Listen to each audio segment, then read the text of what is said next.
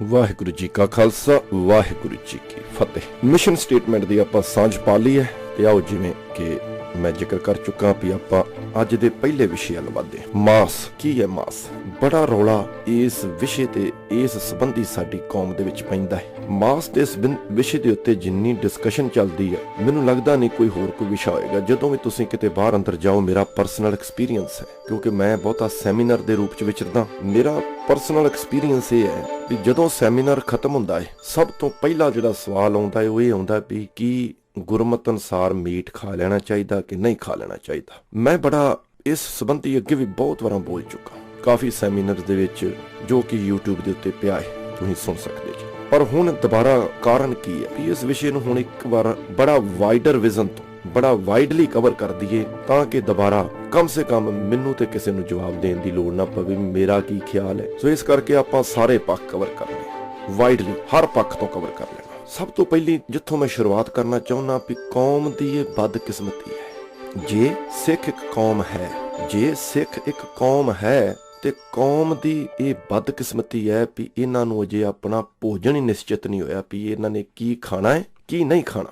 ਭੋਜਨ ਕੌਮ ਦੀ, ਕਿਸੇ ਵੀ ਕੌਮ ਦੀ ਜੜ ਹੋਇਆ ਕਰਦੇ ਨੇ। ਭੋਜਨ ਦੀ ਗੁਲਾਮੀ ਹੀ ਕੌਮ ਦੀ ਗੁਲਾਮੀ ਹੁੰਦੀ ਹੈ। ਮੈਂ ਤੁਹਾਡੇ ਨਾਲ ਅੱਜ ਕੌਮੀ ਪੱਖ ਤੋਂ, ਕਿਉਂਕਿ ਸਿੱਖ ਤੁਹਾਡੇ ਮੁਤਾਬਕ ਮੇਰੇ ਮੁਤਾਬਕ ਕੌਮ ਹੈ, ਜੇ ਸਿੱਖ ਕੌਮ ਹੈ ਤੇ ਜਿਹੜੀਆਂ ਗੱਲਾਂ ਅੱਜ ਭੋਜਨ ਦੇ ਸੰਬੰਧ 'ਚ ਕਰ ਰਹੀ ਹੈ, ਜਿਨ੍ਹਾਂ ਦਾ ਭੋਜਨ ਹੀ ਸਪਸ਼ਟ ਨਹੀਂ, ਕੀ ਐਸੀਆਂ ਗੱਲਾਂ ਕੌਮ 'ਚ ਹੁੰਦੀਆਂ ਨੇ? ਇਹ ਗੱਲਾਂ ਕਬੀਲਿਆਂ 'ਚ ਹੁੰਦੀਆਂ ਨੇ, ਕੌਮਾਂ ਕਬੀਲਿਆਂ 'ਚੋਂ ਨਿਕਲਦੀਆਂ ਨੇ। ਇਹ ਗੱਲਾਂ ਕਬੀਲਿਆਂ 'ਚ ਤਾਂ ਹੁੰਦੀਆਂ ਨੇ ਜਿਹੜੇ ਅਜੇ ਵਿਕਸਿਤ ਹੋ ਰਹੇ ਨੇ, ਜਿਹੜੇ ਅੰਡਰ ਡਿਵੈਲਪਮੈਂਟ ਨੇ, ਜਿਨ੍ਹਾਂ ਨੇ ਬੜੀ ਲੰਮੀ ਜਰਨੀ ਤੋਂ ਬਾਅਦ ਇੱਕ ਕੌਮ ਦਾ ਰੂਪ ਬਣਨਾ ਹੈ। ਪਰ ਆਪਣੇ ਆਪ ਨੂੰ ਕੌਮ ਅਖਵਾਉਣ ਵਾਲੀ ਸਿੱਖ ਕੌਮ, ਉਹ ਡਿਸਕਸ਼ਨ ਕਰ ਰਹੀ ਹੈ ਇਸ ਟੌਪਿਕ ਤੇ, ਮਾਸ ਦੇ ਉੱਤੇ ਵੀ ਇਹ ਖਾਣਾ ਕਿ ਨਹੀਂ ਖਾਣਾ, ਕੀ ਇਹ ਮਨਜ਼ੂਰ ਹੈ ਕਿ ਨਹੀਂ ਮਨਜ਼ੂਰ। ਜਿਨ੍ਹਾਂ ਦਾ ਧਾਰਮਿਕ ਅਕੀਦਾ, ਜਿਨ੍ਹਾਂ ਦਾ ਗ੍ਰੰਥ ਵੀ ਆਪਣਾ ਹੋਵੇ, ਉਹਨਾਂ ਨੂੰ ਅਜੇ ਇਸ ਸੰਬੰਧੀ ਨੌਲੇਜ ਨਹੀਂ ਆਈ ਵੀ ਕੀ ਕਰਨਾ ਕੀ ਨਹੀਂ ਕਰਨਾ। ਇਹ ਬੜੀ ਵੱਡੀ ਬਦਕਿਸਮਤੀ ਹੈ। ਕੌਮਾਂ ਦੇ ਝਗੜੇ ਭੋਜਨ ਦੇ ਨਹੀਂ ਹੋਇਆ ਕਰਦੇ, ਕੌਮਾਂ ਸਪਸ਼ਟ ਹੁੰਦੀਆਂ ਨੇ ਆਪਣੇ ਭੋਜਨ ਦੇ ਪ੍ਰਤੀ। ਸਿੱਖੀ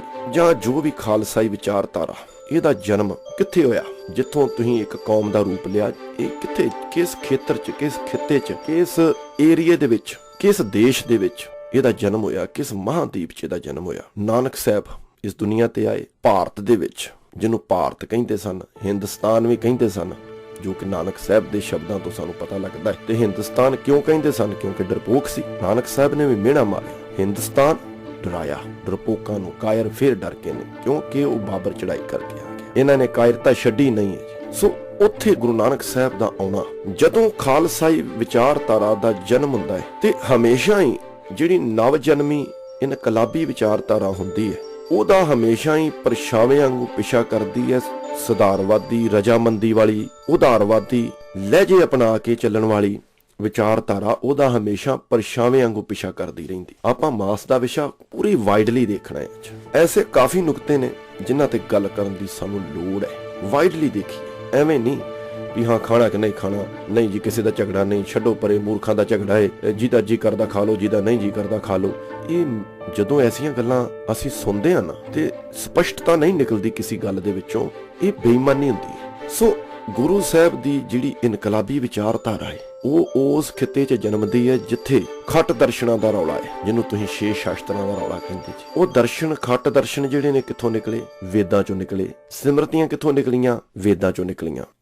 ਜਿਹੜੇ ਕਮੈਂਟੇਟਰ ਸਨ, ਉਹਨਾਂ ਨੇ ਆਪਣੇ ਲਹਿਜੇ ਨਾਲ ਉਹਦੇ ਵਿੱਚੋਂ ਮਟੀਰੀਅਲ ਕੱਢ ਕੇ ਇੱਕ ਨਵੀਂ ਲਹਿਰ ਚਲਾ ਦਿੱਤੀ। ਜਿਵੇਂ ਸਾਡੀ ਕੌਮ ਦੇ ਵਿੱਚ ਵੀ ਕਈ ਪੰਥ ਚੱਲ ਗਏ ਨੇ ਆਪਣੇ ਲਹਿਜੇ ਨਾਲ, ਤੇ ਮਗਰੋਂ ਆਪਣੀ ਪਿੱਛਾ ਜੋੜਦੇ ਨੇ ਸਾਰੇ ਵੀ ਇਹ ਸਿੱਖ ਨੇ। ਨਾਨਕ ਸਾਹਿਬ ਜਨਮੇ, ਜਨਮ ਤੋਂ ਬਾਅਦ ਜਰਨੀ ਹੁੰਦੀ ਹੈ ਪ੍ਰਗਟ ਹੋਣ ਦੀ। ਨਾਨਕ ਸਾਹਿਬ ਜਨਮੇ ਪਰ ਆਪਣੀ ਵਿਲੱਖਣਤਾ ਕਰਕੇ ਉਹ ਪ੍ਰਗਟ ਹੋਏ।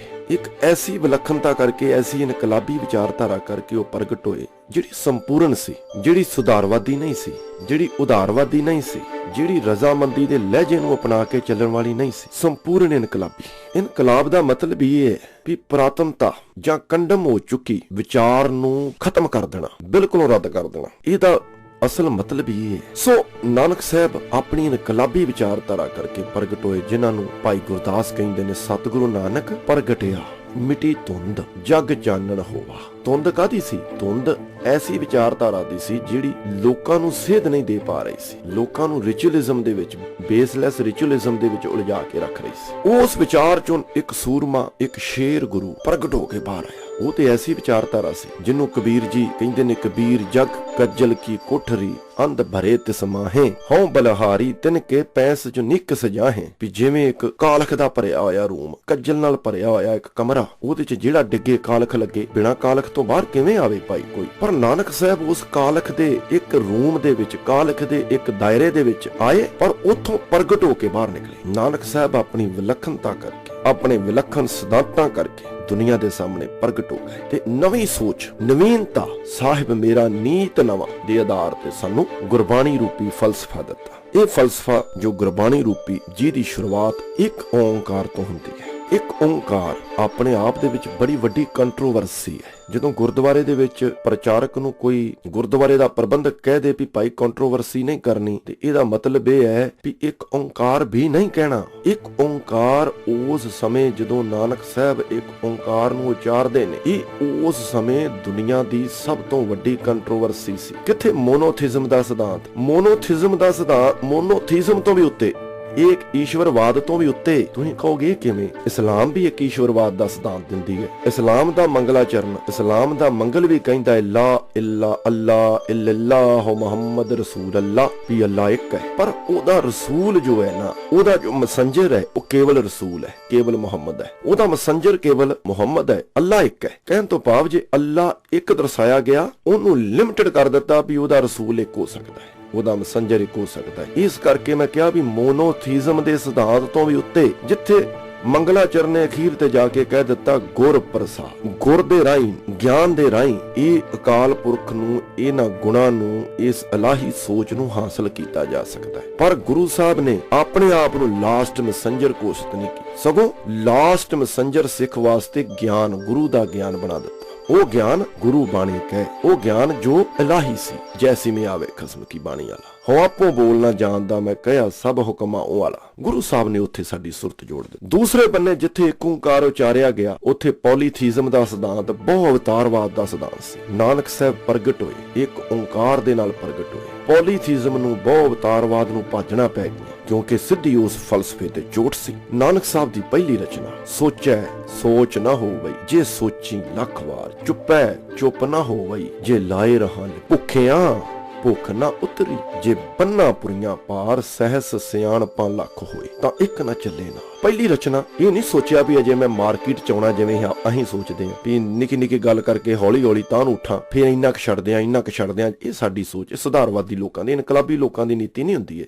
ਇਨਕਲਾਬੀ ਲੋਕਾਂ ਦੀ ਨੀਤੀ ਇਹ ਹੁੰਦੀ ਹੈ ਵੀ ਜਿੱਦਣ ਪਤਾ ਲੱਗ ਗਿਆ ਉਦਣ ਹੀ ਐਲਾਨ ਕਰ ਦਿੱਤਾ। ਨਾਨਕ ਸਾਹਿਬ ਨੇ ਭਾਰਤ ਦੇ ਵਿੱਚ ਪ੍ਰਚਲਿਤ ਪ੍ਰਣਾਲੀਆਂ, ਸੋਚ ਰੱਖਣ ਵਾਲੀ, ਸੋਚਿਆ ਸੋਚ ਨਾ ਹੋਵਈ, ਉਹਦਾ ਖੰਡਨ ਕੀਤਾ। ਕਿਉਂ? ਕਿਉਂਕਿ ਤੁਹਾਨੂੰ ਇੱਕ ਵੱਖਰਾ ਰਾਹ, ਨਿਰਮਲ ਪੰਥ, ਨਾਨਕ ਨਿਰਮਲ ਪੰਥ ਚਲਾਇਆ ਵੱਲ ਲੈ ਕੇ ਜਾ ਰਹੇ। ਜਦੋਂ ਨਿਰਮਲ ਰਾਹ ਵੱਲ ਲੈ ਕੇ ਜਾਣਗੇ, ਵਿਲੱਖਣ ਰਾਹ ਵੱਲ ਲੈ ਕੇ ਜਾਣਗੇ, ਤੇ ਤੁਹਾਨੂੰ ਪੰਡਤ ਮੁੱਲਾ ਜੋ ਲਿਖਦੀ ਆ ਉਹਨੂੰ ਛੱਡਣਾ ਪਏਗਾ। ਪ੍ਰਚਲਿਤ ਪ੍ਰਣਾਲੀਆਂ, ਧਰਮ ਦੇ ਅਧੀਨ ਅਲੱਗ-ਅਲੱਗ ਪ੍ਰਚਲਿਤ ਪ੍ਰਣਾਲੀਆਂ, ਸੋਚ ਰੱਖਣ ਵਾਲੀ ਖੰਡਨ ਕੀਤੀ, ਚੁੱਪ ਰੱਖਣ ਵਾਲੀ ਜਿਹੜੇ ਮੂੰਹ ਬੰਦ ਕਰਕੇ ਬੈਠ ਗਏ ਸਨ। ਐਲਾਨ ਕੀਤਾ ਬੋਲ ਸੁਤਰ ਮੜੀਆ, ਮੋਨ ਕਤ ਧਾਰੀ ਰਾਮ। ਐਲਾਨ ਕੀਤਾ ਸੂਚਾ ਇਹ ਨਾ ਆਖੀਏ, ਬਹਿਣ ਜੇ ਪਿੰਡਾ ਧੋਏ, ਸੂਚੇ ਸੇ ਨਾਨਕਾ ਜਿਨ ਮਨ ਵਸਿਆ ਸੋ। ਭੁੱਖਿਆਂ ਭੁੱਖ ਨਾ ਉਤਰੀ, ਜਿਹੜੇ ਇਹ ਗੱਲ ਸੋਚ ਕੇ ਬੈਠੇ ਸਨ ਕਿ ਪਹਿਲਾਂ ਰਾਜਸ਼ਾਹੀਆਂ ਹਾਸਲ ਕਰ ਲੋ, ਜਦੋਂ ਭੁੱਖ ਉਤਰੇਗੀ ਬਾਅਦ ਵਿੱਚ ਉਹਨੂੰ ਪਾਲਾਂਗੇ, ਉਹਨਾਂ ਦੇ ਫਲਸਫੇ ਨੂੰ ਖੰਡਨ ਕੀਤਾ। ਫਿਰ ਸਹਿਸ ਸਿਆਣਪਾਂ, ਪੰਡਤਾਈ, ਕੇਵਲ ਪੰਡਤਾਈ, ਉਹਨੂੰ ਖੰਡਨ ਕਰਕੇ ਕਹੋ ਨਾਨਕ ਗਿਆਨੀ ਕੈਸਾ ਹੋਏ, ਇਹਨੂੰ ਡਿਫਾਈਨ ਕੀਤਾ। ਮਤਲਬ ਪ੍ਰਚਲਿਤ ਪ੍ਰਣਾਲੀ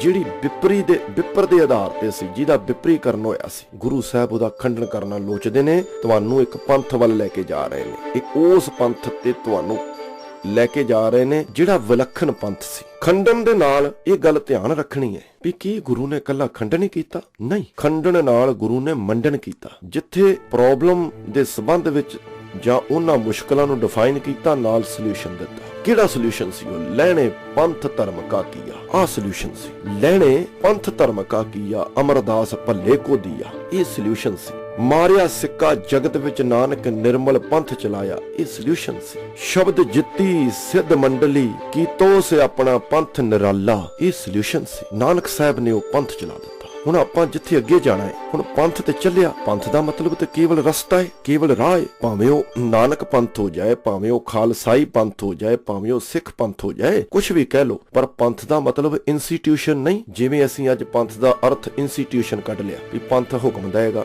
ਰਸਤਾ ਵੀ ਹੁਕਮ ਦਿੰਦਾ ਹੁੰਦਾ ਵਾ, ਰਸਤੇ ਨੂੰ ਤੇ ਫੋਲੋ ਕੀਤਾ ਜਾਂਦਾ ਹੈ। ਰਸਤਾ ਹੁਕਮ ਨਹੀਂ ਦਿੰਦਾ, ਹੁਕਮ ਦੇ ਕੇ ਰਸਤਾ ਸੈੱਟ ਕੀਤਾ ਜਾਂਦਾ ਹੈ। ਨਾਨਕ ਸਾਹਿਬ ਨੇ ਹੁਕਮ ਦੇ ਕੇ ਰਸਤਾ ਬਣਾ ਦਿੱਤਾ। ਨਿਰਮਲ ਪੰਥ ਚਲਾਇਆ, ਇਹ ਹੁਕਮਵਾਚੀ ਭਾਈ ਗੁਰਦਾਸ ਦੀ ਵਾਰ ਹੈ। ਚਲਾਇਆ ਮਤਲਬ ਹੁਕਮਵਾਚੀ ਆਰਡਰਸ, ਪੰਥ ਚਲਾ ਦਿੱਤਾ। ਅਸੀਂ ਪੰਥ ਨੂੰ ਇੰਸਟੀਟਿਊਸ਼ਨ ਬਣਾ ਲਿਆ ਵਿਖਣੀ, ਜਿਹੜੇ ਸ਼੍ਰੋਮਣੀ ਕਮੇਟੀ ਦਾ ਲਾਣਾ ਜਾਂ ਜਿਹੜੇ ਉਹ 5 ਚੰਡਾਲ ਨੇ ਖਣੀ, ਉਹ ਪੰਥ ਨੇ। ਇਸ ਸ਼ਬਦ ਦੀ ਦੁਰਵਰਤੋਂ ਹੋ ਗਈ। ਹੁਣ ਪੰਥ ਮੈਂ ਦੱਸ ਚੁੱਕਾ ਵੀ ਇਹਦਾ ਮਤਲਬ ਰਸਤਾ ਹੈ। ਹੁਣ ਸਮਝਣਾ ਇਹ ਹੈ, ਅਸੀਂ ਬਾਰ-ਬਾਰ ਇੱਕੋ ਗੱਲ ਨੂੰ ਡਿਫਾਈਨ ਕਰੀ ਜਾਂਦੇ ਆ ਵੀ ਨਾਨਕ ਨਿਰਮਲ ਪੰਥ ਚਲਾਇਆ, ਕੀਤੋ ਸੇ ਆਪਣਾ ਪੰਥ ਨਿਰਾਲਾ। ਉਹ ਪੰਥ ਦੀ ਕੋਈ ਡੈਸਟੀਨੇਸ਼ਨ ਸੀ, ਉਸ ਪੰਥ ਦੀ ਕੋਈ ਮੰਜ਼ਿਲ ਵੀ ਸੀ ਕਿ ਉਹ ਮੰਜ਼ਿਲਹੀਨ ਪੰਥ ਸੀ। ਹੁਣ ਇੱਥੇ ਆਪਾਂ ਆਉਣਾ ਹੈ ਵੀ ਇੱਕ ਤੇ ਪੰਥ ਹੈ, ਰਸਤਾ ਜਿਹਨੂੰ ਫਲਸਫਾ ਕਹਿੰਦੇ ਆ, ਜਿਹਨੂੰ ਨਾਨਕ ਆਈਡੀਓਲੋਜੀ ਕਹਿੰਦੇ ਆ। ਨਾਨਕ ਨਾਮ ਹੇਠ ਨਾਨਕ ਆਈਡੀਓਲੋਜੀ, ਭਾਵੇਂ ਭਗਤ ਆ ਗਏ, ਭੱਟ ਆ ਗਏ, ਨਾਨਕ ਦੀ ਮੋਹਰ ਹੇਠ ਨਾਨਕ ਆਈਡੀਓਲੋਜੀ ਪੰਥ ਸੀ, ਗੁਰੂ ਆਈਡੀਓਲੋਜੀ ਪੰਥ ਸੀ। ਹੁਣ ਪੰਥ ਦਾ ਮਤਲਬ ਰਸਤਾ ਹੈ, ਪਰ ਇਹ ਰਸਤੇ ਦੀ ਕੋਈ ਮੰਜ਼ਿਲ ਵੀ ਸੀ ਕਿ ਕੇਵਲ ਪੰਥ ਸੀ, ਕੇਵਲ ਰਸਤਾ ਸੀ। ਅੱਜ ਦੇ ਸਮੇਂ ਅੰਦਰ ਵੀ ਜਿਨ੍ਹਾਂ ਪੰਥਾਂ ਦੀ,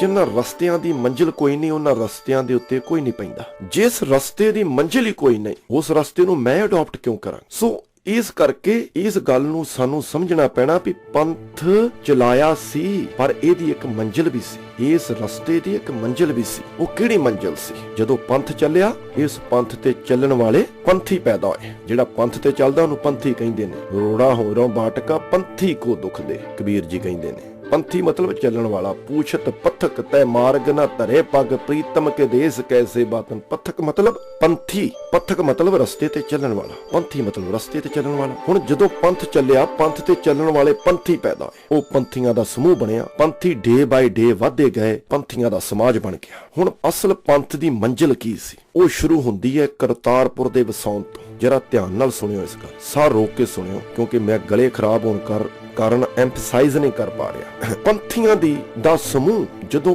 ਪੰਥੀ, ਜਿਵੇਂ ਮਿਰਜ਼ਾ ਅਹਿਮਦ ਗੁਲਾਮ ਕਾਦੀਆਂ ਦੀ ਲਿਖਤ ਦੱਸਦੀ ਹੈ 3 ਕਰੋੜ ਦੇ ਲਾਗੇ ਛਾਗੇ, ਹਾਲਾਂਕਿ ਵਿਰੋਧੀ ਰਾਈਟਰ ਹੈ, 3 ਕਰੋੜ ਦੇ ਲਾਗੇ ਛਾਗੇ ਪੰਥੀ ਨਾਨਕ ਸਾਹਿਬ ਦੇ ਟਾਈਮ। ਹੁਣ ਕਰਤਾਰਪੁਰ ਜਦੋਂ ਵਸਾਇਆ ਨਾਨਕ ਸਾਹਿਬ ਨੇ, ਉਹਨਾਂ ਪੰਥੀਆਂ ਵਾਸਤੇ ਜਿਹੜੇ ਨਾਨਕ ਪੰਥੀ ਸਨ, ਕਰਤਾਰਪੁਰ ਦੇ ਵਿੱਚ ਵਸਾ ਕੇ ਨਾਨਕ ਪੰਥੀ ਵਸਾਏ। ਉਹਨਾਂ ਨਾਨਕ ਪੰਥੀਆਂ ਰਾਹੀਂ ਸਮਾਜ ਦੇ ਸਾਹਮਣੇ ਇੱਕ ਮਾਡਲ ਪੇਸ਼ ਕੀਤਾ ਵੀ ਇਹ ਨਾਨਕ ਪੰਥ ਦਾ ਮਾਡਲ ਹੈ। ਕਦੇ ਵੀ ਕੋਈ ਵੀ ਬਾਹਰੀ ਸਮਾਜ ਤੁਹਾਡੇ ਪ੍ਰਚਲਿਤ ਸਮਾਜ ਤੋਂ ਪ੍ਰਭਾਵਿਤ ਉਹਨਾਂ ਚਿਰ ਨਹੀਂ ਹੁੰਦਾ ਜਿੰਨਾ ਚਿਰ ਤੁਹਾਡੇ ਕੋਲ ਕੁਝ ਵਿਲੱਖਣਤਾ, ਤੁਹਾਡੇ ਕੋਲ ਕੁਝ ਪਾਰਟਿਕੂਲੈਰਿਟੀਜ਼ ਨਹੀਂ ਹੈ। ਨਾਨਕ ਸਾਹਿਬ ਨੇ ਕਰਤਾਰਪੁਰ ਰਾਹੀਂ ਇੱਕ ਮੈਸੇਜ ਦਿੱਤਾ ਵੀ ਜੇ ਇਸ ਫਲਸਫੇ ਨੂੰ ਜੀਵਨ ਦਾ ਆਧਾਰ ਬਣਾ ਲਈਏ ਤੇ ਇਦਾਂ ਰਿਹਾ ਜਾ ਸਕਦਾ। ਉਹੋ ਹੀ ਮੈਸੇਜ ਅੱਗੇ ਜਾਂਦਾ, ਖਡੂਰ ਵਸਾਇਆ ਜਾਂਦਾ। ਉਹੋ ਹੀ ਮੈਸੇਜ ਅੱਗੇ ਜਾਂਦਾ ਹੈ, ਗੋਇੰਦਵਾਲ ਵਸਾਇਆ ਜਾਂਦਾ।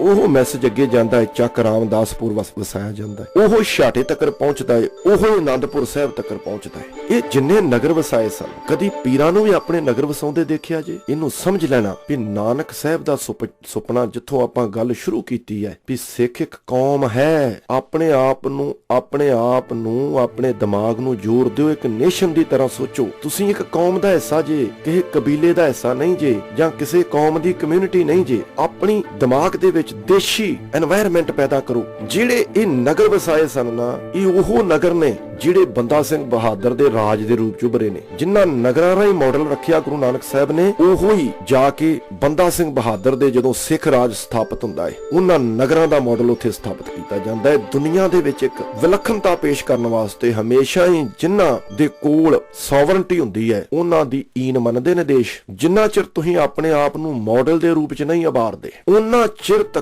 ਤੁਹਾਡੀ ਕੋਈ ਬੁਕਤ ਨਹੀਂ। ਹਮੇਸ਼ਾ ਹੀ ਮਾਡਲ ਸੋਵਰਨ ਦੇਸ਼ਾਂ ਨੂੰ ਅੱਜ ਦੇ ਦੇਸ਼ ਫੋਲੋ ਕਰਦੇ ਨੇ। ਅਮਰੀਕਾ, ਜੇ ਮੈਂ ਆਰਮੀ ਦੀ ਗੱਲ ਕਰ ਰਿਹਾ, ਜੇ ਅਮਰੀਕਾ ਆਪਣੀ ਆਰਮੀ ਦੀ ਯੂਨੀਫਾਰਮ ਦਾ ਰੰਗ ਬਦਲ ਦਿੰਦਾ ਤੇ ਇੰਗਲੈਂਡ ਵਾਲੇ ਨਾਲ ਹੀ ਬਦਲ ਦਿੰਦੇ ਨੇ। ਜੇ ਉਹ ਇਮੀਗ੍ਰੇਸ਼ਨ ਰੂਲ ਦੇ ਵਿੱਚ ਚੇਂਜਸ ਲਿਆਉਂਦਾ, ਨਾਲ ਹੀ ਇੰਗਲੈਂਡ ਵਾਲੇ, ਨਾਲ ਹੀ ਨਿਊਜ਼ੀਲੈਂਡ, ਨਾਲ ਹੀ ਆਸਟ੍ਰੇਲੀਆ। ਹਮੇਸ਼ਾ ਸੋਵਰਨ ਦੇਸ਼ਾਂ ਨੂੰ ਫੋਲੋ ਕੀਤਾ ਜਾਂਦਾ ਹੈ। ਉਹਨਾਂ ਦੀ ਪਾਲਿਸੀਜ਼ ਦੂਜੇ ਦੇਸ਼ਾਂ ਦੇ ਵਿੱਚ ਜਾ ਕੇ ਲਾਗੂ ਹੁੰਦੀ ਹੈ। ਨਾਨਕ ਸਾਹਿਬ ਨੇ ਪਾਲਿਸੀ ਦਿੱਤੀ ਜਿਹੜੀ ਨਗਰਾਂ ਦੇ ਰੂਪ ਦੇ ਵਿੱਚ, ਤਾਂ ਕਿ ਸਾਰੇ ਸਮਾਜ ਦੇ ਵਿੱਚ ਜੇ ਤੁਹਾਡੇ ਕੋਲ ਮਾਡਲ ਨਹੀਂ ਤੇ ਤੁਹਾਡੀ ਜਪਜੀ, ਤੁਹਾਡੀ ਆਸਾ ਦੀ ਵਾਰ ਇੱਕ ਲੋਕਲਾਈਜ਼ਡ ਏਰੀਆ ਨੂੰ ਤਾਂ ਕਵਰ ਕਰ ਸਕਦੀ ਹੈ, ਦੁਨੀਆ ਨੂੰ ਕਵਰ ਨਹੀਂ ਕਰ ਸਕਦੀ। ਇਸ ਕਰਕੇ ਇਹ ਜਪਜੀ, ਇਹ ਸੋਲਾ, ਇਹ ਆਸਾ ਦੀ ਵਾਰ, ਇਹ ਛੰਦ, ਇਹ ਘੂੜੀਆਂ ਦੁਨੀਆ ਦਾ ਸੱਭਿਆਚਾਰ ਬਣ ਜਾਏ, ਉਹਦੇ ਵਾਸਤੇ ਇੱਕ ਮਾਡਲ ਪੇਸ਼ ਕਰਨਾ ਪੈਂਦਾ। ਹੁਣ ਉਹ ਨਗਰਾਂ ਦੇ ਰੂਪ ਦੇ ਵਿੱਚ ਜਿਹਨੂੰ ਤੁਸੀਂ ਅੱਜ ਦਾ ਖਾਲਸਾ ਰਾਜ ਕਹਿੰਦੇ ਜੇ, ਉਹ ਖਾਲਸਾ ਰਾਜ ਸੀ ਜਿਹੜਾ ਖਾਲਸਾ ਰਾਜ ਕਰਤਾਰਪੁਰ ਦੀ ਧਰਤੀ ਤੇ ਹੋਇਆ। ਉਹ ਖਾਲਸਾ ਰਾਜ ਸੀ ਜਿਹੜਾ ਗੋਂਦਵਾਲ ਦੀ ਧਰਤੀ ਤੇ ਹੋਇਆ। ਅਕਬਰ ਵਰਗੇ ਈਨ ਮੰਨ ਕੇ ਜਾਂਦੇ ਨੇ, ਆਉਂਦੇ ਕਿਸੇ ਹੋਰ ਕੰਮ ਨੂੰ ਨੇ, ਮੰਨ ਕੇ ਜਾਂਦੇ ਨੇ ਵੀ ਕਿਆ ਬਾਤ ਹੈ, ਐਸਾ ਰਾਜ, ਐਸਾ এনवायरमेंट ਇਹ ਕਿਉਂ ਨਹੀਂ ਹੁੰਦਾ ਸਾਰੀ ਦੁਨੀਆ ਦਾ। ਗੁਰੂ ਸਾਹਿਬ ਨੇ ਉਹਨਾਂ ਨਗਰਾਂ ਰਾਹੀਂ ਤੁਹਾਡੇ ਸਾਹਮਣੇ ਰੱਖਿਆ। ਹੁਣ ਸਮਾਜ ਗੁਲਾਮ ਸੀ, ਗੁਰੂ ਸਾਹਿਬ ਨੇ ਉਸ ਗੁਲਾਮੀ ਦੇ ਵਿੱਚੋਂ ਕੱਢਣਾ ਸੀ। ਉਸ ਗੁਲਾਮੀ ਚੋਂ ਕੱਢਣ ਵਾਸਤੇ ਇਹਨਾਂ ਨਗਰਾਂ ਦਾ ਵਸਾਉਣਾ ਜ਼ਰੂਰੀ ਸੀ। ਹੁਣ ਗੁਲਾਮ ਕਾਹਦਾ ਸੀ ਇਹ ਦੇਖੀ, ਕਿਉਂ ਨਗਰ ਵਸਾਏ, ਗੁਲਾਮ ਕਾਹਦਾ ਸੀ। ਹੁਣ ਇਹਦੇ ਵਿੱਚ ਆਪਣਾ ਜਿਹੜਾ ਮਾਸ ਦਾ ਵਿਸ਼ਾ ਆਪਾਂ ਆਉਣਾ ਹੈ, ਉਹ ਇਹਦੇ ਚੋਂ ਕਵਰ ਕਰਨਾ ਆਪਾਂ, ਫਿਰ ਮਾਸ ਵਾਲੇ ਬੰਨੇ ਤੁਰ ਪੈਣਾ। ਮੈਂ ਪਿੱਛੋਂ ਤਾਂ ਸ਼ੁਰੂ ਕੀਤਾ ਵੀ ਆਪਾਂ ਨੂੰ ਸਮਝ ਆ ਜਾਏ ਵੀ ਮਾਸ ਨੂੰ ਅਸੀਂ ਐਵੇਂ ਲਾਈਟਲੀ ਨਾ ਲਈਏ, ਇੰਨਾ ਹਲਕਾ ਨਾ ਲੈ ਲਈ ਵੀ ਖਣੀ ਇਹ ਖਾਣ ਦਾ ਵਿਸ਼ਾ ਹੀ ਹੈ। ਉਹ ਦਵਾਈ ਰੱਬ ਦੀ ਤੁਸੀਂ ਨਾ ਖਾਓ, ਸਾਰੇ ਸਿੱਖਾਂ ਦਾ ਮਾਸ ਛਡਾ ਦਿਓ, ਕੋਈ ਗੱਲ ਨਹੀਂ, ਪਰ ਤੁਹਾਨੂੰ ਸਪਸ਼ਟਤਾ ਹੋਣੀ ਚਾਹੀਦੀ ਹੈ ਕੌਮੀ ਤੌਰ ਤੇ ਵੀ ਤੁਹਾਡਾ ਇਸ ਮਾਸ ਨਾਲ ਸੰਬੰਧ ਕੀ ਹੈ। ਹੁਣ ਮਾਸ ਦਾ ਵਿਸ਼ਾ ਕਵਰ ਕਰਦੇ ਇਸੇ ਲੜੀ ਦੇ ਅੱਗੇ ਜਾ ਕੇ। ਕਿਉਂ ਸਮਾਜ ਗੁਲਾਮ ਸੀ, ਗੁਲਾਮੀ ਦੀਆਂ ਨਿਸ਼ਾਨੀਆਂ ਕੀ ਹੁੰਦੀਆਂ ਨੇ, ਆਓ ਨਿਸ਼ਾਨਦੇਹੀ ਕਰੀਏ। ਆਦ ਪੁਰਖ ਕੋ ਅੱਲਾਹ ਕਹੀਏ, ਸ਼ੇਖਾਂ ਆਈ ਵਾਰੀ। ਨਾਨਕ ਸਾਹਿਬ ਨੇ ਚਿਤਰਣ ਕੀਤਾ, ਨਾਨਕ ਜੋਤ ਚਿਤਰਣ ਕਰਦੀ ਹੈ ਵੀ ਸ਼ੇਖਾਂ ਦੀ ਵਾਰੀ ਆ ਗਈ। ਜਦੋਂ ਸ਼ੇਖਾਂ ਦੀ ਵਾਰੀ ਆ ਗਈ, ਕਹਿਣ ਤੋਂ ਭਾਵੇਂ ਸਲਾਮੀ ਰਾਜ ਹੋਇਆ। ਇੱਥੋਂ ਦੇ ਲੋਕ ਆਦ ਪੁਰਖ ਮੰਨਣ ਵਾਲੇ, ਇਹਨਾਂ ਦੇ ਮੂੰਹ ਚੋਂ ਇਹਨਾਂ ਦੀ ਭਾਸ਼ਾ ਬਦਲ ਗਈ, ਅੱਲਾ ਅੱਲਾ ਕਹਿਣਾ ਸ਼ੁਰੂ ਕਰ ਦਿੱਤਾ। ਇਹ ਅੱਲਾ ਅੱਲਾ ਕਹਿਣਾ ਸ਼ੁਰੂ ਕਰ ਗਏ। ਇਹਨਾਂ ਨੇ ਰਮੇ ਹੋਏ ਰਾਮ ਨੂੰ ਛੱਡ ਕੇ, ਇਹਨਾਂ ਨੇ ਜੇ ਯਸ਼ਰਥ ਦੇ ਪੁੱਤਰ ਨੂੰ ਵੀ ਮੰਨਦੇ ਸੀ ਨੇ, ਉਹਨੂੰ ਵੀ ਛੱਡ ਕੇ ਅੱਲਾ ਅੱਲਾ ਕਹਿਣਾ ਸ਼ੁਰੂ ਕਰ ਦਿੱਤਾ। ਜਦੋਂ ਤੁਹਾਡਾ ਆਦਰਸ਼ ਬਦਲ ਜਾਂਦਾ, ਜਦੋਂ ਤੁਹਾਡਾ ਧਾਰਮਿਕ ਅਕੀਦਾ ਬਦਲ ਜਾਂਦਾ, ਸਮਝ ਲਿਓ ਭਾਵੇਂ ਤੁਹਾਨੂੰ ਹਜ਼ਾਰਾਂ ਲੱਖਾਂ ਲੋਕ ਤੁਹਾਡੀ ਸ਼ੋਭਾ ਕਰਨ, ਤੁਹਾਨੂੰ ਸੁਣ, ਇੱਕ ਗੱਲ ਸਮਝ ਲਿਓ ਤੁਸੀਂ ਗੁਲਾਮ ਜੀ। ਜਦੋਂ ਆਦ ਪੁਰਖ ਕੋ ਅੱਲਾਹ ਕਹੀਏ, ਸ਼ੇਖਾਂ ਆਈ ਵਾਰੀ। ਇਸਲਾਮੀ ਰਾਜ ਦੇ ਵਿੱਚ ਆਦ ਪੁਰਖ ਨੂੰ ਅੱਲਾਹ ਕਹਿਣ ਵਾਲਾ ਗੁਲਾਮ ਸੀ, ਤੇ ਅੱਜ ਅਕਾਲ ਪੁਰਖ ਨੂੰ ਭਗੌਤੀ ਕਹਿਣ ਵਾਲਾ ਆਜ਼ਾਦ ਕਿਵੇਂ? ਭਗੌਤੀ ਦਾ ਅਰਥ ਕਿਤੇ ਵੀ ਅਕਾਲ ਪੁਰਖ ਨਹੀਂ, ਪਰ ਤੁਸੀਂ ਮੰਨ ਲਓ ਇੱਕ ਸੈਕਿੰਡ ਵਾਸਤੇ, ਸਪੋਜ਼ ਕਰੋ ਵੀ ਅਕਾਲ ਪੁਰਖ ਹੈ, ਵੀ ਭਗੌਤੀ ਦਾ ਅਰਥ ਮੰਨ ਲਓ ਅਕਾਲ ਪੁਰਖ ਹੈ। ਇਹ ਮੇਰੇ ਖਾਲਸਤਾਨੀ ਵੀਰ ਜਰੂਰ ਸੁਣ, ਮੰਨ ਲਓ ਵੀ ਭਗੌਤੀ ਦਾ ਅਰਥ ਅਕਾਲ ਪੁਰਖ ਹੈ। ਪਰ ਜੇ ਭਗੌਤੀ ਦਾ ਅਰਥ ਅਕਾਲ ਪੁਰਖ ਹੈ ਵੀ, ਅਸੀਂ ਫਿਰ ਵੀ ਭਗੌਤੀ ਨਹੀਂ ਵਰਤਣੀ, ਕਿਉਂਕਿ ਆਦ ਪੁਰਖ ਕੋ ਅੱਲਾਹ ਕਹੀਏ। ਛੋੜ ਰਾਮ ਨਾ ਭਜੋ ਖੁਦਾਏ, ਰਾਮ ਤੇ ਖੁਦਾ ਦੇ ਵਿੱਚ ਫਰਕ ਕੋਈ ਨਹੀਂ। ਪਰ ਗੁਲਾਮੀ ਇਹ ਹੁੰਦੀ ਹੈ ਵੀ ਤੁਸੀਂ ਆਪਣੇ ਧਾਰਮਿਕ ਅਕੀਦੇ ਨੂੰ ਛੱਡ ਕੇ ਇੱਕ ਬੋਰੋ ਕੀਤਾ ਹੋਇਆ ਆਦਰਸ਼ ਨੂੰ, ਉਹਨੂੰ ਆਪਣੇ ਉੱਤੇ ਫਿੱਟ ਕਰ ਲੈਣਾ ਤੇ ਆਪਣੇ ਗੁਰੂ ਉਹਦੇ ਤੇ ਸਮਰਪਿਤ ਕਰ ਦੇਣੇ। ਪਹਿਲੀ ਨਿਸ਼ਾਨੀ ਗੁਲਾਮੀ ਦੀ। ਉਸ ਤੋਂ ਬਾਅਦ ਦੇਵਲ ਦੇਵਤਿਆਂ ਕਰ ਲੱਗਾ, ਐਸੀ ਕੀਰਤ ਚਾਲੀ। ਦੇਖਣਾ ਤੁਸੀਂ ਗੁਲਾਮ ਜੇ, ਜਿਹੜੀ ਖਾਣੇ ਦੀ ਅੱਜ ਸਾਡੀ ਗੱਲ ਆ ਨਾ, ਖਾਣਾ ਅਸੀਂ ਕਿਉਂ ਰੌਲਾ ਪਾ ਰਹੇ ਵੀ ਗੁਲਾਮੀ ਦੀਆਂ ਨਿਸ਼ਾਨੀਆਂ ਨੇ। ਕਿਉਂ ਅਸੀਂ ਮਾਸ ਦੇ ਝਗੜੇ ਤੋਂ ਬਾਹਰ ਨਹੀਂ ਆਏ, ਕਿਉਂਕਿ ਗੁਲਾਮੀ ਦੀਆਂ ਨਿਸ਼ਾਨੀਆਂ ਨੇ। ਦੇਵ ਦੇਵਤਿਆਂ ਕਰ ਲੱਗਾ, ਐਸੀ ਕੀਰਤ ਚਾਲੀ। ਵੀ ਜਿਵੇਂ ਦੇਵਲ ਦੇਵਤਿਆਂ ਵੀ ਜਿਵੇਂ ਮੰਦਰਾਂ ਦੇ ਉੱਤੇ ਕਰ ਲੱਗ ਗਿਆ, ਲਾਇਆ ਇਸਲਾਮੀ ਰਾਜ ਨੇ ਕਰ ਮੰਦਰਾਂ ਦੇ ਉੱਤੇ। ਜਦੋਂ ਨਾਨਕ ਸਾਹਿਬ ਇਸ ਦੁਨੀਆ ਨੂੰ ਤਾਰਨ ਆਏ, ਲਾਇਆ। ਉਸ ਗੁਰੂ ਕਾਲ ਦੇ ਦੌਰਾਨ ਕਰ ਲੱਗਾ, ਗੁਰੂ ਨੇ ਆਵਾਜ਼ ਮਾਰੀ, ਇਹ ਗੁਲਾਮੀ ਦੀ ਨਿਸ਼ਾਨੀ ਜੀ। ਪਰ ਜਦੋਂ ਤੁਹਾਡੇ ਦਰਬਾਰ ਤੇ GST ਲੱਗ ਜਾਏ ਤੇ ਹਨੂਮਾਨ ਦੇ ਪ੍ਰਸ਼ਾਦ ਤੇ ਨਾ ਲੱਗੇ, ਇਹਨੂੰ ਕੀ ਕਹਿੰਦੇ ਨੇ? ਤੁਹਾਡੇ ਦਰਬਾਰ ਦੇ ਵਿੱਚ ਲੰਗਰ ਤੇ GST ਲੱਗ ਜਾਏ, ਜਿਹੜਾ ਕਿ ਫ੍ਰੀ ਫੂਡ ਹੈ, ਜਿਹੜਾ ਸਰਵਿਸ ਟੂ ਆਲ ਹਿਊਮੈਨਿਟੀ, ਸਰਬ ਸੇਵਾ ਦਾ ਸਿਧਾਂਤ, ਉਸ ਸਿਧਾਂਤ ਨੂੰ ਵਫਾ ਕਰਦਾ ਹੈ। ਜਦੋਂ ਉਹਦੇ ਤੇ GST ਲੱਗ ਜਾਏ ਨਾ, ਸਮਝ ਲਿਓ ਗੁਲਾਮ ਜੇ। ਦੇਵਲ ਦੇਵਤਿਆਂ ਕਰ ਲੱਗਾ, ਐਸੀ ਕੀਰਤ ਚਾਲੀ। ਅੱਗੇ ਆ ਜਾਓ। ਕੂਜਾ ਬਾਗ ਨਵਾਜ ਮਸੱਲਾ, ਨੀਲ ਰੂਪ ਬਨਵਾਰੀ। ਵੀ ਕੂਜਾ ਬਾਗਾਂ ਦੇਣੀਆਂ ਸ਼ੁਰੂ ਕਰ ਦਿੱਤੀਆਂ, ਮਸੱਲਾ ਲੈ ਲਿਆ, ਨਵਾਜਾਂ ਪਾਣੀਆਂ ਸ਼ੁਰੂ ਕਰ ਦਿੱਤੀਆਂ, ਤੇ ਨੀਲੇ ਕੱਪੜੇ ਧਾਰਨ ਕਰ ਲਏ। ਕੀ ਸਾਡੇ ਅੰਦਰ ਇਹ ਨਹੀਂ ਹੋ ਰਿਹਾ ਕਿ ਅੱਜ ਤੁਹਾਡੇ ਜਿਨ੍ਹਾਂ ਨੂੰ ਤੁਸੀਂ ਪੰਥ ਬਣਾਇਆ ਹੈ, ਕੀ ਇਹ 5 ਦੇ 5 ਗੁਲਾਮ ਨਹੀਂ? ਕੀ ਇਹ RSS ਦੇ ਡੇਰਿਆਂ ਤੇ ਜਾ ਕੇ ਮੱਥਾ ਨਹੀਂ ਟੇਕਦੇ? ਕੀ ਇਹ ਗੁਰਬਚਨ ਸਿੰਘ ਅੰਮ੍ਰਿਤਸਰ ਵਾਲਾ, ਜਿਹਨੂੰ ਜਥੇਦਾਰ ਤੁਸੀਂ ਕਹਿੰਦੇ ਜੇ, ਕੀ ਇਹ ਪਟਨੇ ਜਾ ਕੇ ਆਪਣਾ ਪਜਾਮਾ ਲਾ ਕੇ ਕਸ਼ਹਿਰੇ 'ਚ ਨਹੀਂ ਆ ਜਾਂਦਾ? ਤੁਹਾਡਾ ਰੂਪ ਬਦਲ ਦਿੱਤਾ, ਤੁਹਾਡਾ ਪਹਿਰਾਵਾ ਬਦਲ ਦਿੱਤਾ ਉਹਨਾਂ ਨੇ। ਤੁਸੀਂ ਬਾਂਗਾਂ ਦੇਣੀਆਂ ਸ਼ੁਰੂ ਕਰ ਦਿੱਤੀਆਂ, ਉੱਚੀ ਬੋਲਦੇ ਜੇ ਤੁਸੀਂ, ਪ੍ਰਥਮ ਭਗਉਤੀ ਸਿਮਰਿਤ। ਤੁਸੀਂ ਸ਼ਿਵਾ ਨੂੰ ਆਪਣੇ ਜੀਵਨ 'ਚ ਲੈ ਆਂਦਾ। ਕੂਜਾ ਬਾਗ ਨਵਾਜ ਮਸੱਲਾ, ਨੀਲ ਰੂਪ ਬਨਵਾਰੀ। ਘਰ ਘਰ ਮੀਆਂ ਸਭਨਾ ਜੀਆਂ, ਬੋਲੀ ਅਵਰ ਤੁਮਾਰੀ। ਬੋਲੀ ਬਦਲ ਗਈ। ਜਦੋਂ ਬੋਲੀ ਬਦਲ ਗਈ, ਸਮਝ ਲਓ ਗੁਲਾਮ ਹੋ ਗਏ। ਅਸੀਂ ਕਿੱਥੋਂ ਤੁਰੇ ਆਂ? ਗੁਲਾਮੀ ਦੀਆਂ ਨਿਸ਼ਾਨੀਆਂ ਵੇਖ ਰਹੇ ਹਾਂ। ਜਿਹੜੇ ਨਗਰ ਵਸਾਏ ਨੇ, ਗੁਲਾਮ ਮੁਕਤ ਸਮਾਜ ਬਣਾਇਆ ਹੈ। ਜਿਹੜਾ ਰਾਜ ਦਾ ਸੁਪਨਾ ਸੀ ਸਿੱਖਾਂ ਦਾ, ਜਾਂ ਜੋ ਅੱਜ ਵੀ ਸੁਪਨਾ ਦੇਖ ਰਹੇ ਨੇ, ਇਸ ਆਧਾਰ ਤੇ ਉਹ ਇਸ ਗੁਲਾਮੀ ਨੂੰ ਕੱਟ ਕੇ, ਉਸ ਗੁਲਾਮੀ ਨੂੰ ਕੱਟ ਕੇ ਤੁਹਾਨੂੰ ਇੱਕ ਆਦਰਸ਼ਕ ਮਾਡਲ ਪੇਸ਼ ਕਰਨਾ ਚਾਹੁੰਦੇ। ਅੱਗੇ ਆ ਗਿਆ ਪਹਿਰਾਵਾ। ਨੀਲ ਬਸਤਰ ਪਹਿਰ ਹੋਵੇ ਪ੍ਰਵਾਨ, ਜਾਂ ਤੁਸੀਂ ਪਹਿਲੇ ਸ਼ਬਦ ਦੇ ਵਿੱਚ ਪੜ੍ਹ ਲਿਆ, ਨੀਲ ਰੂਪ ਹੋਏ ਬਨਵਾਰੀ। ਨੀਲ ਰੂਪ ਬਨਵਾਰੀ, ਨੀਲ ਬਸਤਰ ਪਹਿਰ ਹੋਵੇ ਪ੍ਰਵਾਨ।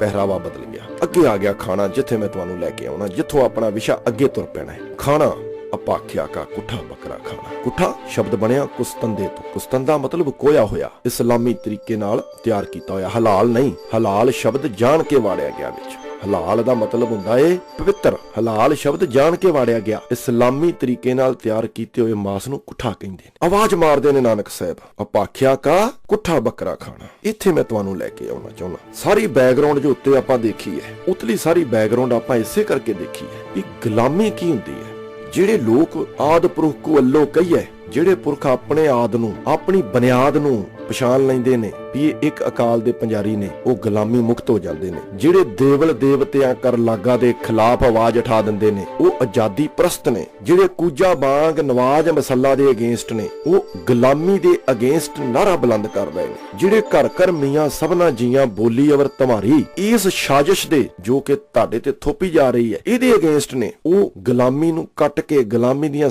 ਦੇ ਸੰਗਲ ਕੱਟ ਕੇ ਬਾਹਰ ਨਿਕਲਣਾ ਚਾਹੁੰਦੇ ਨੇ। ਜਿਹੜੇ ਨੀਲ ਬਸਤਰ ਨਹੀਂ ਪਹਿਨਦੇ, ਜਿਨ੍ਹਾਂ ਦਾ ਪਹਿਰਾਵਾ ਆਜ਼ਾਦ ਹੈ, ਉਹ ਗੁਲਾਮ ਨਹੀਂ। ਅੱਗੇ ਆਪਾਂ ਆਖਿਆ ਕਾ ਕੁੱਠਾ ਬੱਕਰਾ ਖਾਣਾ, ਜਿਨ੍ਹਾਂ ਦਾ ਖਾਣਾ ਆਜ਼ਾਦ ਹੈ, ਉਹ ਵੀ ਗੁਲਾਮ ਨਹੀਂ। ਅੱਜ ਸਾਡਾ ਖਾਣਾ ਗੁਲਾਮ ਹੈ, ਅਸੀਂ ਖਾਣਾ ਗੁਲਾਮ ਕਰ ਲਿਆ। ਅੱਜ ਦਾ ਸਾਰਾ ਵਿਸ਼ਾ ਆਪਾਂ ਕੌਮੀ ਐਂਗਲ ਤੋਂ ਵੇਖਣਾ। ਜੇ ਸਿੱਖ ਨੇਸ਼ਨ ਹੈ ਤੇ ਕੌਮੀ ਐਂਗਲ ਤੋਂ ਵੇਖੀਏ, ਨੇਸ਼ਨ ਦੇ ਪੱਖ ਤੋਂ ਵੇਖੀਏ। ਖਾਣੇ ਪੱਖੀ ਸਪਸ਼ਟਤਾ ਸਾਡੀ ਕੌਮੀ ਰਿਪਰੈਜ਼ੈਂਟੇਸ਼ਨ ਹੈ। ਜੇ ਅਸੀਂ ਖਾਣੇ ਪੱਖੀ ਸਪਸ਼ਟ ਆ ਤੇ ਅਸੀਂ ਕੌਮ ਨੂੰ ਰਿਪਰੈਜ਼ੈਂਟ ਕਰਦੇ ਆ। ਐਗਜ਼ਾਮਪਲ ਦੇਵਾਂ, ਜਿਹੜਾ ਅੱਜ ਹਲਾਲ ਮਾਸ ਖਾਵੇ ਉਹਨੂੰ ਕੀ ਕਹਿੰਦੇ ਨੇ, ਦੱਸਿਓ ਮਾੜਾ ਜਿਹਾ। ਜਿਹੜਾ ਹਲਾਲ ਮਾਸ ਖਾਵੇ ਜਾਂ ਜਿਹਨੂੰ ਤੁਸੀਂ ਕੁੱਠਾ ਕਹਿੰਦੇ ਜੇ, ਉਹਨੂੰ ਕੀ ਕਹਿੰਦੇ ਨੇ? ਆਪਣੇ ਆਪ ਹੀ ਸ਼ਬਦ ਨਿਕਲੇਗਾ ਤੁਹਾਡੇ ਮੂੰਹ ਚੋਂ, ਮੁਸਲਮਾਨ। ਉਹ ਉਹਨਾਂ ਦੀ ਰਿਪਰੈਜ਼ੈਂਟੇਸ਼ਨ ਬਣ ਗਿਆ, ਖਾਣਾ ਹੀ ਉਹਨਾਂ ਦੀ ਰਿਪਰੈਜ਼ੈਂਟੇਸ਼ਨ ਬਣ ਗਿਆ। ਇੱਕ ਖਾਣੇ ਰਾਹੀਂ, ਇੱਕ ਖਾਣੇ ਦੀ ਰਵਾਇਤ ਰਾਹੀਂ ਇਸਲਾਮ ਨੇ ਸਾਰੀ ਦੁਨੀਆ ਦੇ ਵਿੱਚ ਤੜਥੱਲੀ ਮਚਾ ਦਿੱਤੀ ਹੈ। ਇੰਗਲੈਂਡ ਦੇ ਅੱਧੇ ਮੈਕਡੋਨਲਡਸ, KFC, ਨੈਂਡੋਸ, ਜਿੰਨੇ ਵੀ ਇੰਗਲਿਸ਼ ਸਟੋਰ ਨੇ, ਉਹ ਅੱਧਿਓਂ ਜ਼ਿਆਦੇ ਹਲਾਲ ਫੂਡ ਵੇਚਦੇ ਨੇ।